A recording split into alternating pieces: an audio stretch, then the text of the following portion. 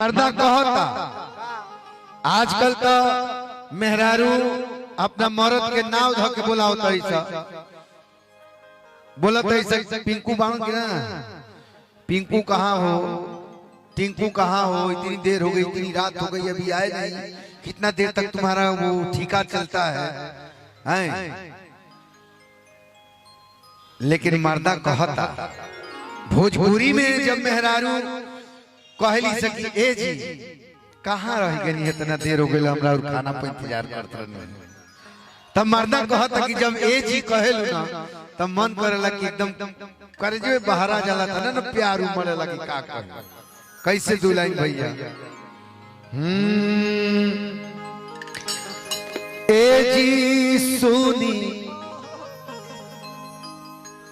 ए जी सोनी कही के बोलावे लो,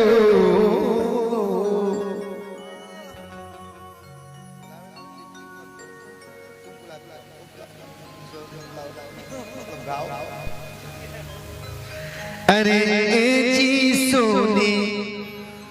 कही के बोलावे लो, ए जी सोनी कही के बोलावे लो, साचो बड़ा नीक लागेला, साचो बड़ा नीक लागेला, ए जी सोनी कही के बोलावे लो, साचो बड़ा नीक लागेला, साचो बड़ा नीक लागेला,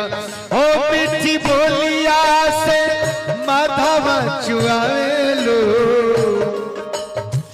ओ मीठी बोलिया से माधवा चुआवेलो,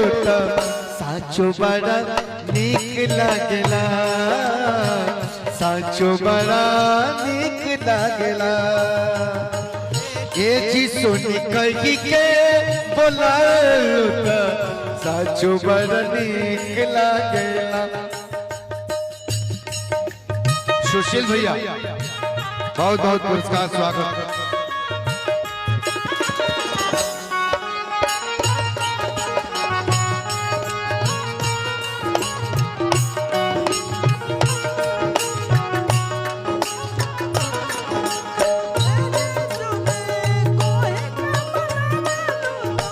साचो बड़ा नीक लागेला।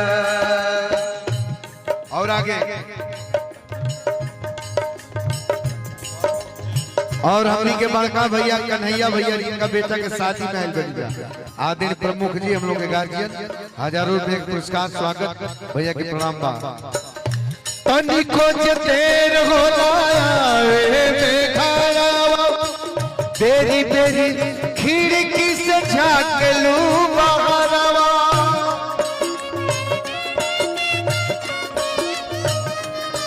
हो तनिको देर होला तेरी मेरी खिड़की से झांकलू बहरावा, आसरा में रगिया निहार लो, आसरा में रगिया निहार लो, साचो बड़ा नीक लागेला, साचो बड़ा नीक लागेला।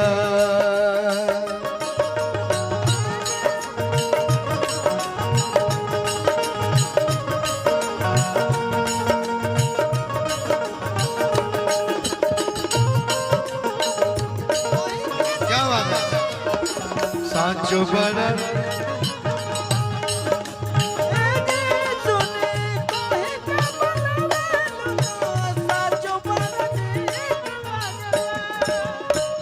फूल ही थरियावा में जेवना सजाई के लगिए बैठलो, जब बचिया बिछाई के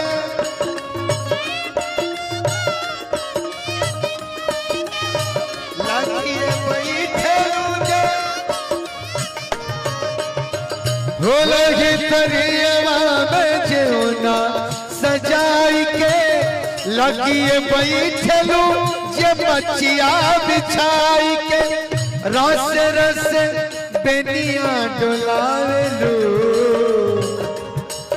ओ रस रस बेनिया डोलावेलू साचो बड़ा नीक लागला गोरी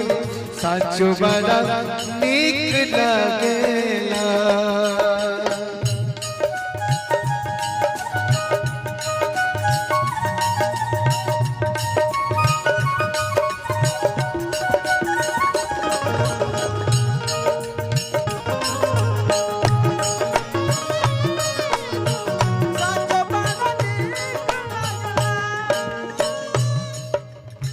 जब रतिया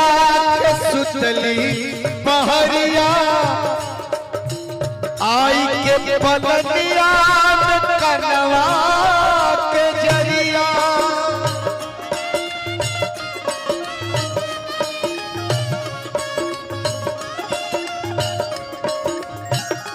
हो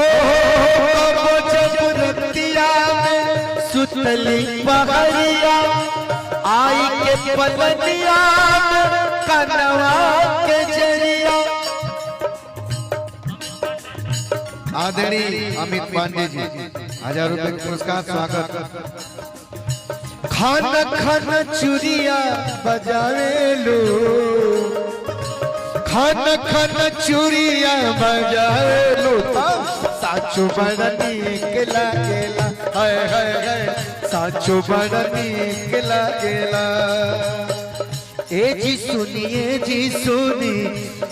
सुनी कही के बोलावे लोटा साचो बड़ा नीक लागेला साचो बड़ा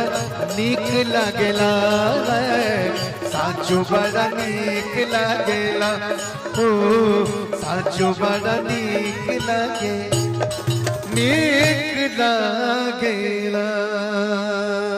बहुत बहुत धन्यवाद।